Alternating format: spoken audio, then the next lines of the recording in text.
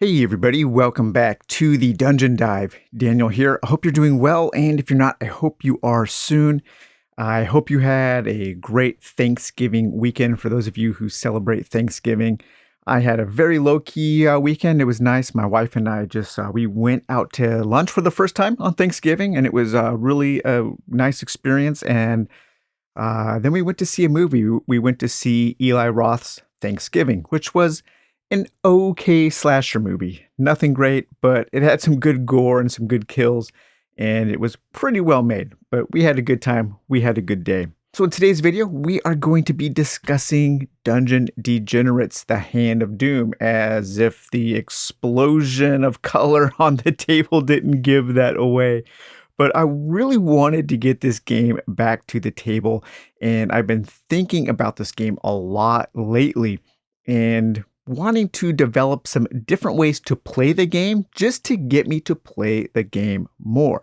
Because while I think this game is incredible and it really is one of the best adventure games, one of the best overland adventure games I think ever made, the one thing that keeps me from playing it as often as I would like to is the mission structure. When this game first hit Kickstarter, and this is the first edition, I think they're up to the fifth printing now, the fifth printing of the game. And one thing you have to hand it to Goblinko is just their dedication to keeping this game in print and available. That is so cool, especially for a small indie publisher. This very easily could have been one of those games that came out, was an instant cult hit, and then just went out of print for many, many, many years and became very, very expensive and collectible. But Goblinko has done an amazing job of keeping this game constantly coming back into print.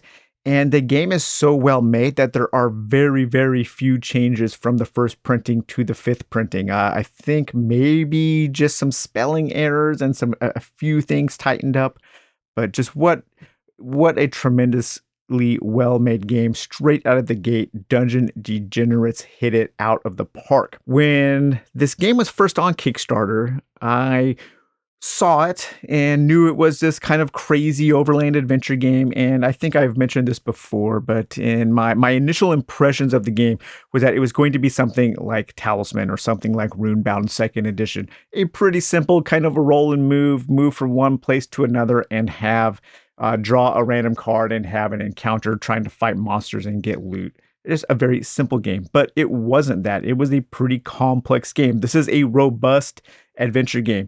You know, it's not up there with something like Magic Realm or something like Mage Knight, but it is a few steps up definitely from something like Runebound or something like Glory 2nd Edition or Talisman. And a lot of that complexity, a lot of the robustness in this robust beast comes in the form of these missions and in the way that the campaign works. And this game is meant to be played mainly in a campaign setting where you have these 21 different missions and there's branching paths and all kinds of different decision points that can take you to new places.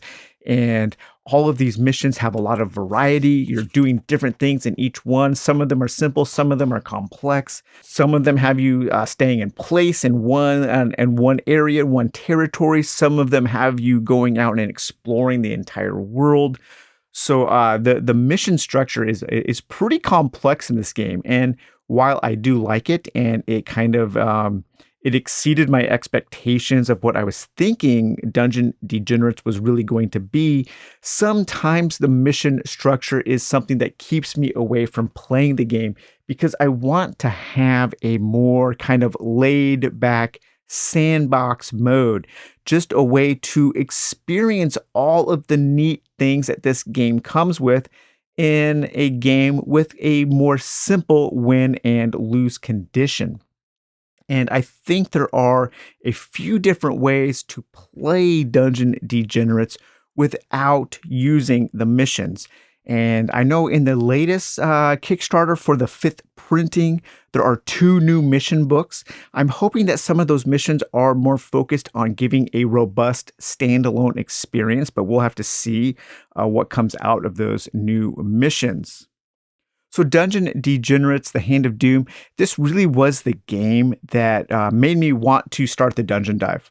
And in some ways, I kind of take this game for granted now just because it seems to have been around forever. And it's a game to mistakenly think that it's been around for a lot longer than it has. And conversely, I'm sometimes surprised that the game is already 6 years old. This game has been around since the dungeon dive started, basically. And when I saw this game, it really kind of reinvigorated my love for this hobby that I have been involved with for many, many years and decades. But it is a game that I want to play more often. And I've been thinking about ways that I could get it to the table to play more often. And kind of in the same way that I was thinking about Shadows of Brimstone when I was designing my solo RPG version of Shadows of Brimstone in order to shrink things down and keep things more simple so I can get the game played more often.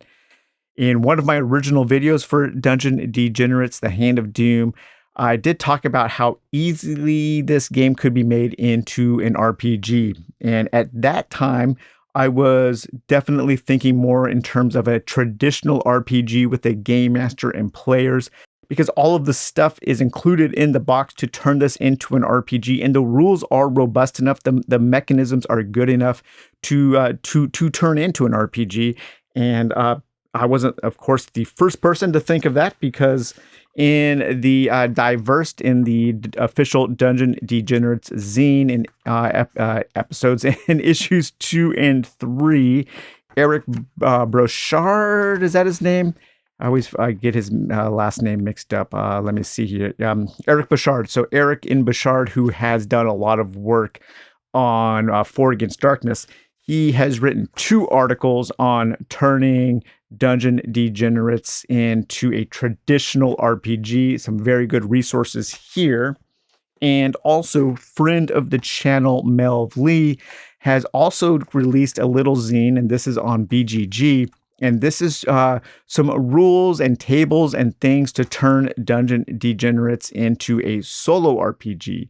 And there are some things in both of these zines that I am kind of taking and using to customize this game into my own kind of sandbox experience. And so that's kind of what I wanted to talk about today. So just kind of a general video on how I am developing my own kind of version of Dungeon Degenerates at using all of the rules, just kind of ignoring the missions, ignoring the campaign, and coming up with a more sandboxy way to play the game. So in this game that I'm testing out here, I'm going to be playing as the Banished Sorcerer and the Mendicant Monk. Let's read a little bit about these characters here. So the monk, his crime was heresy, his homeland, the Holy Order complex. When his parents were taken away for growing tubers of an indecent shape, he chose to join a mendicant order over a life in chains. As he grew, this mendicant monk learned the ways of his sect. Begging and scavenging for survival, he and his brethren walked in endless pilgrimage across the Verstreich, spreading their gospel to the heathens and lost souls of the West. And the Banished Sorcerer here, a reptilian scholar wizard. His crime was thievery and possession of illicit substances. His homeland, the reptilian Sky City. I hope we see that sometime in the game. There are all of these areas, these cool cryptic areas and locations mentioned in a lot of the lore. And I would love to see those get developed into this game. I would love to see a big kind of resource lore book that could come out detailing what all of these locations have in store for them. But we have here the Banished Sorcerer appeared in the Verstreich as a foreign dignitary in some distant and unpronounceable realm, shrouded in incense, smoke, and mystery, a dubious claim that none were in a position to refute. So those are the 2 characters that I am playing with in developing this kind of sandbox version of Dungeon Degenerates. I did make one change here. So each of the characters does start with a couple of items. And the Banished Sorcerer has this filching familiar. So this is this crazy kind of monkey demon creature here. And In a settlement, you can roll a d6 and you can have a chance of stealing loot and gold, or the familiar could just run away. So it's kind of a big chance. This is an expensive item for a 1 in 6 chance of just discarding this card. Very expensive, and it's an ally and a vermin. But he also started with the blinding powder, but he didn't start with a weapon. So I wanted to give him a weapon to start with. And so I chose the totem stick, and I figured this was a pretty good weapon because it wouldn't make him too powerful. It's a strength-based weapon, and the strength of the sorcerer is only a 6, so it's not going to make him super powerful, and it will just give him more opportunities in combat because there is a lot of combat in this game. And if you don't have a weapon starting off, it can be pretty difficult. The sorcerer also starts with a weakness. So the sorcerer here, he has his weakness, which is blood blight. His blood is tainted by a mysterious sickness that has no known cure. When he eats food, he also has to take medicine or he becomes poisoned. And his starting skill is meditation. And so I can use my magic ability for recovery tests instead of morale. So my magic is 9, my morale is 6. So that's a pretty good improvement. And I can use that in a settlement or in a camp situation when I need to rest and regain some health. Now, my monk starts with the Holy Cudgel, and that is an attack weapon with a strength weapon, so that's pretty cool. And I also have this Holy Oil there. And so he's kind of all set up for some combat action. And then the monk, his weakness is remorse. Since he's a monk, this fits really well, that he really never really wanted to hurt anyone. And so when I destroy a human, I become demoralized. And also shrug off pain. The monk is immune to the annoy and pain conditions. Okay, so normally after you have picked your characters, you're going to pick a mission or you're going to start in one of the beginning missions. So there are a number of different missions you can start with when you play the base game. You can go into your missions here and start on the, the On the Run is the first one, I believe. On the Run. So that usually kicks off a campaign.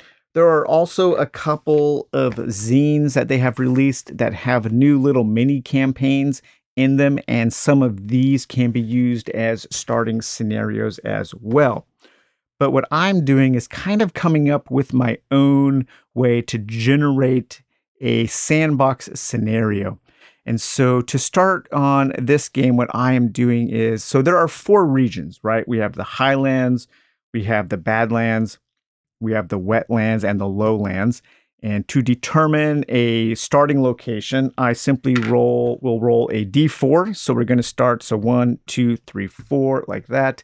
And so we will start in the highlands. That's where my party will start. And then we can take a look at the Dungeon Degenerates as a roleplay generator by Melv Lee here. And we can go to our region and location charts. So in the highlands, we have a D66 roll, and let's see the location that we are starting with green as 10. All right, 11. So we are starting at the windmill. So our party is starting at the windmill. So we are now here in the windmill.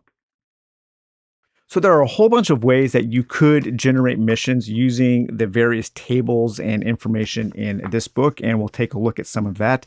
And we'll also take a look at all of the things that this game comes with that can help you come up with just a sandbox way to play Dungeon Degenerates. So the nice thing about Dungeon Degenerates is it does have a rules as written. It does have a built-in in-game trigger, and that is the Doom track up here. If this Doom track ever fills up, it signifies that the Doom has taken over. The hand of Doom has become so strong that it has taken over and completely destroyed the land. So we do have our game over timer up there. And this is filled up by these various danger numbers. Each one of the major locations in this land has a danger value. If that danger value ever goes up to 6, and then you have to raise it again, then you add a token to the Hand of Doom track. And that is dictated by this deck of danger cards. You will usually draw one of these cards and then compare the danger level to the level that it says, and then raise it if you need to raise it. And so there is kind of an in-game trigger built into the rules as written. So that's really nice. So anything that you are coming up with, you will have some time limits. And there are ways to mitigate that. There are ways to lower the danger values. So there is some threat management in this game, like in a game like Arkham Horror or Eldritch Horror or Pandemic. And so that is something that you will need to be thinking about as you are generating your quests, either using the cards that are in this game or using tables or using any of the kind of lore in all of the various lore books. You do have some nice crunchy mechanisms to keep the game focused, and I do really like that. Another thing that this game comes with is a whole bunch of different characters with these standees and their corresponding character cards that you can use as NPCs, as powerful bosses, as different things to track down, maybe different allies you have to recruit. And so you get a whole mess of really cool pre-generated NPCs that can be used for all kinds of different things, as like I said, as enemies or as allies or as quest givers or as things that maybe you have to attack them to take their items. You can use these as trainers in order to gain new skills. So all kinds of different NPCs that are already made with cool backstories and with items and with skills and everything that you would need in order to interface, in order to interact with that NPC. If you would want anything more, then the solo RPG guide here also has an NPC generator where you can generate a faction and a type, maybe an organization or a cult that they are part of. We have a description chart, a weakness chart, weakness continued, different reactions. So if you don't know how the NPC is going to react against you, you have all of that. So again, really, really handy. And so the way I'm going to be playing this game is kind of a monster hunting mode. And that is made pretty easy by all of the various cards that come with Dungeon Degenerates. Because in each of the areas, in each of the four different quadrants, we have the highlands, the burning, the badlands, the wetlands, and the lowlands, we have a monster deck. And in that monster deck, there are a number of different creatures. Some of those creatures have a higher value of 3, and the value is basically their XP. That is kind of their danger level, basically. That's how difficult they are to defeat. We have 1, 2, and 3. In the base game of Dungeon Degenerates, you don't shuffle these into your monster deck until sometime during the campaign. You have gone through the entire deck, and then when you rebuild it, when you reshuffle it, you add in those more powerful enemies.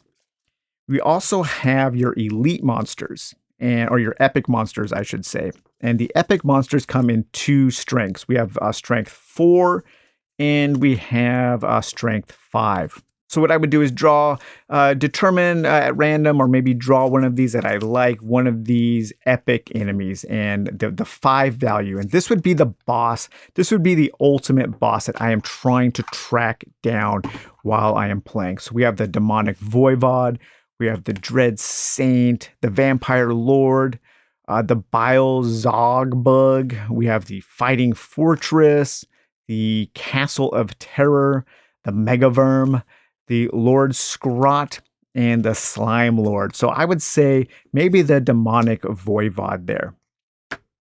Now, each of the epic creatures, each of the epic monsters also has a really cool little token associated with it.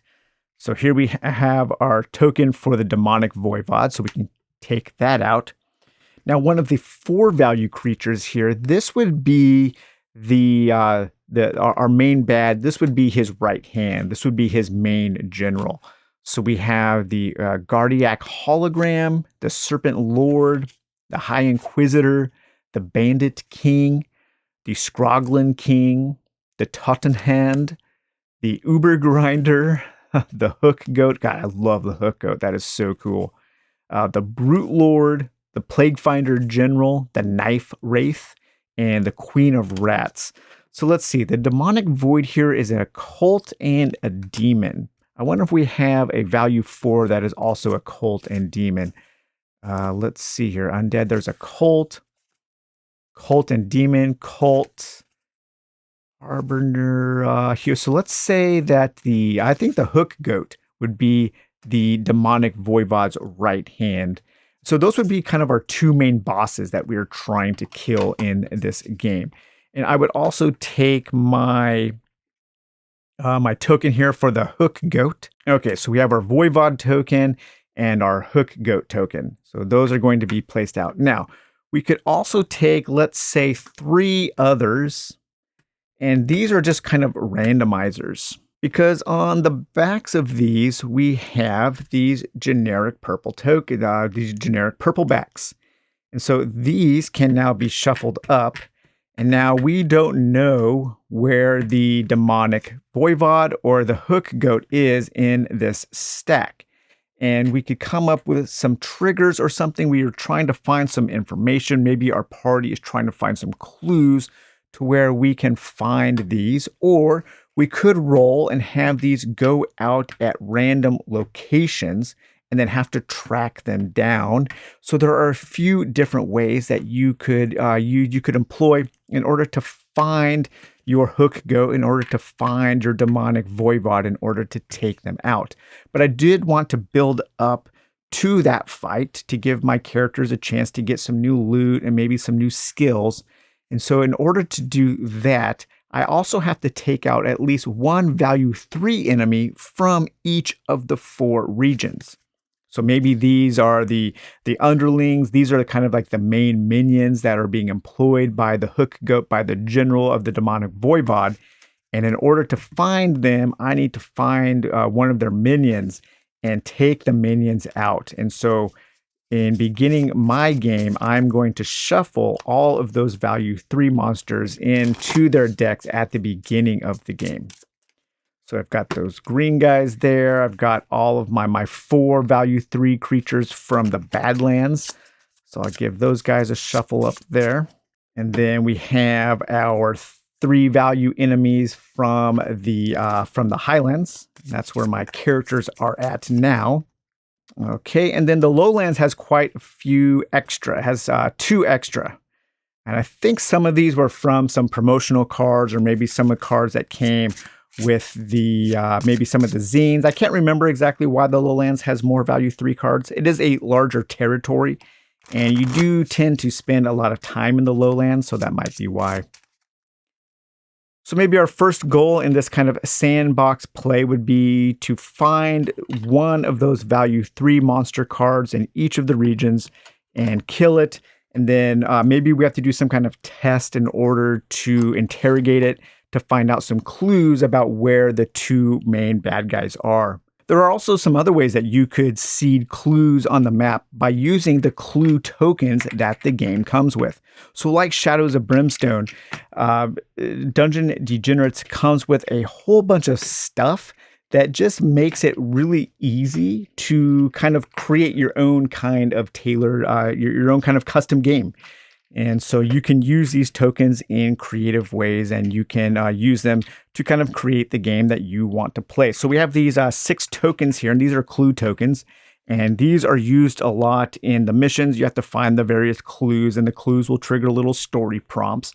But I was also thinking of, we have 3 clues. Okay, so we have 1 through 3 there. And we have to find these clues in number order. So we're looking for this breadcrumb. We're going to be maybe traveling through the land, exploring, having adventures, basically playing Dungeon Degenerates. And our mission is to find the clues 1 through 3. And we don't know which clues those are going to be, so we'll mix those up. Whoops. All right, so we've mixed those up.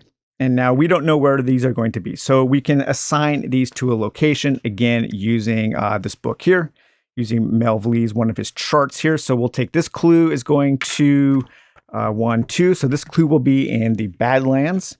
And so let's say, where will it be in the Badlands? A D66, green will be 10s. 61, this will be at the Crystal Crater here. So the Crystal Crater has a clue.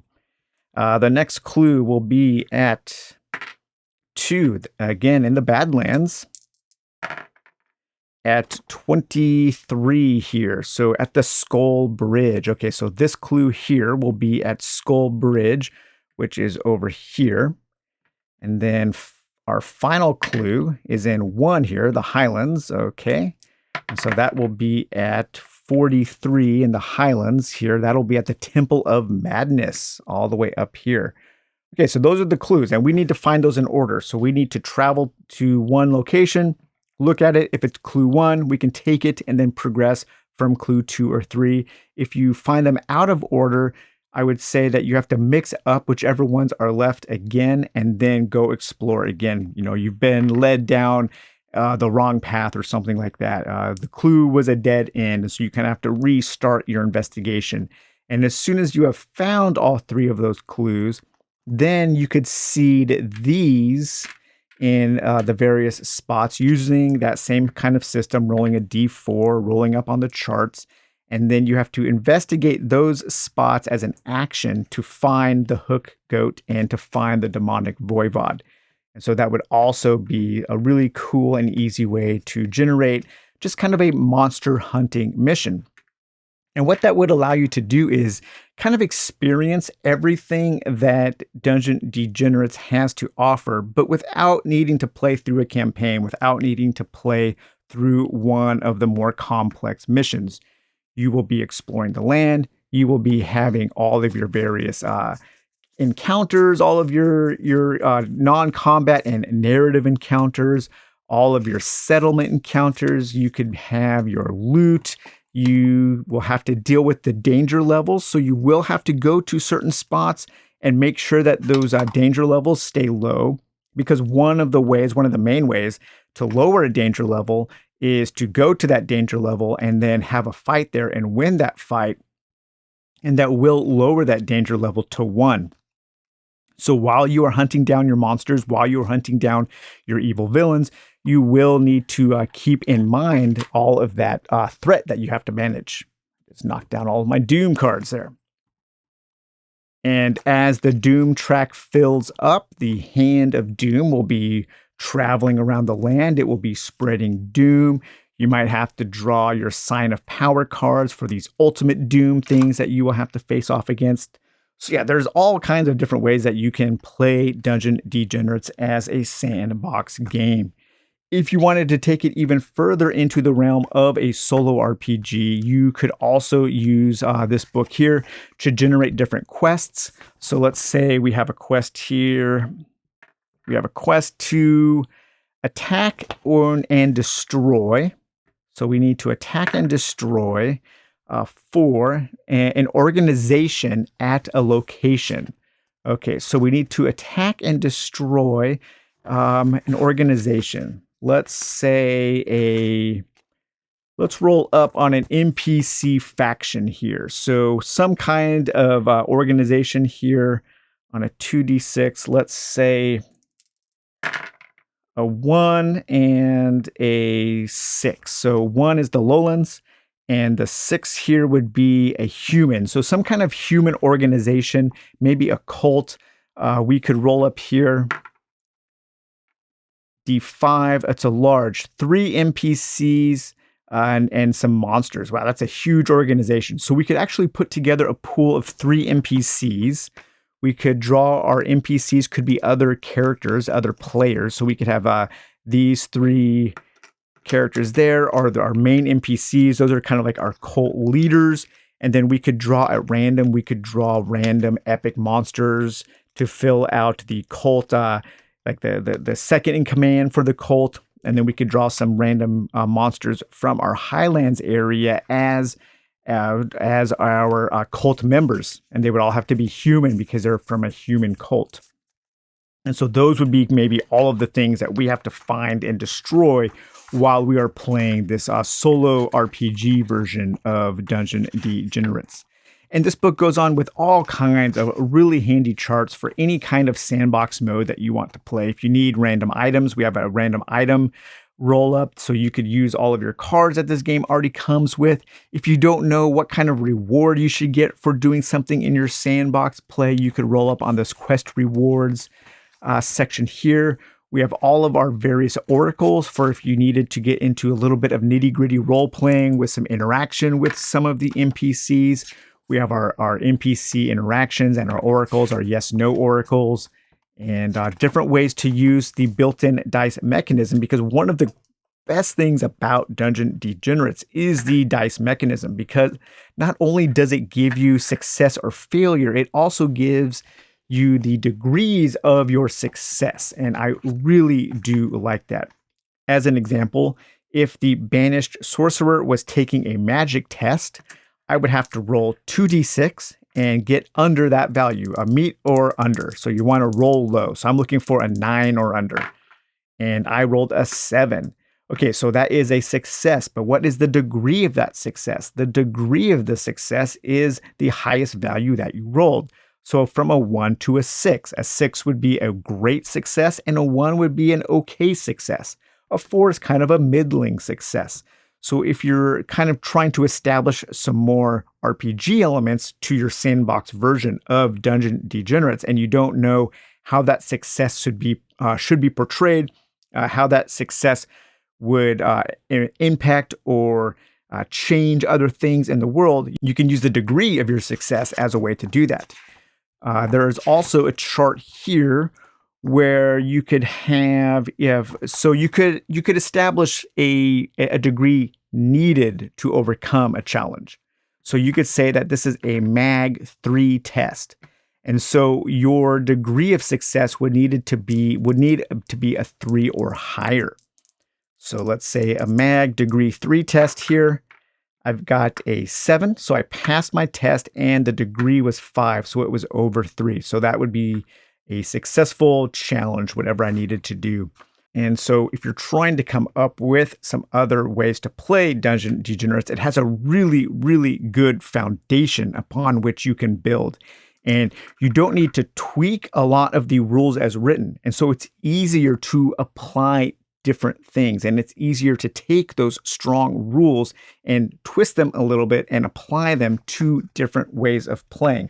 Whether you are playing one of the new missions, whether you're playing one of the original missions, whether you are playing as a traditional RPG using some of the things in Diversed, or if you are playing as a full solo RPG using Mel Lee's handy book here, his zine that is available on BGG, or you're just coming up with a monster hunting sandbox mode in order to experience this vast world of adventure. There are so many different ways to play this game, and I think focusing on one and kind of developing a way that you like to play, and me doing that for me, will allow me to get this game to the table a lot more, and I'm really excited to do that. And all of the rest of the game is just played exactly like Dungeon Degenerates. You take your map movement, you draw your danger card, and you deal with the rising danger. You want to deal with the threat, all while you are trying to accomplish either your solo RPG goals or your Monster Hunter sandbox goals that you've established at the beginning of your game of Dungeon Degenerate. It's fun to think of ways, of these games that we really like, these games that we love. I love the world of Dungeon Degenerates. I love the art.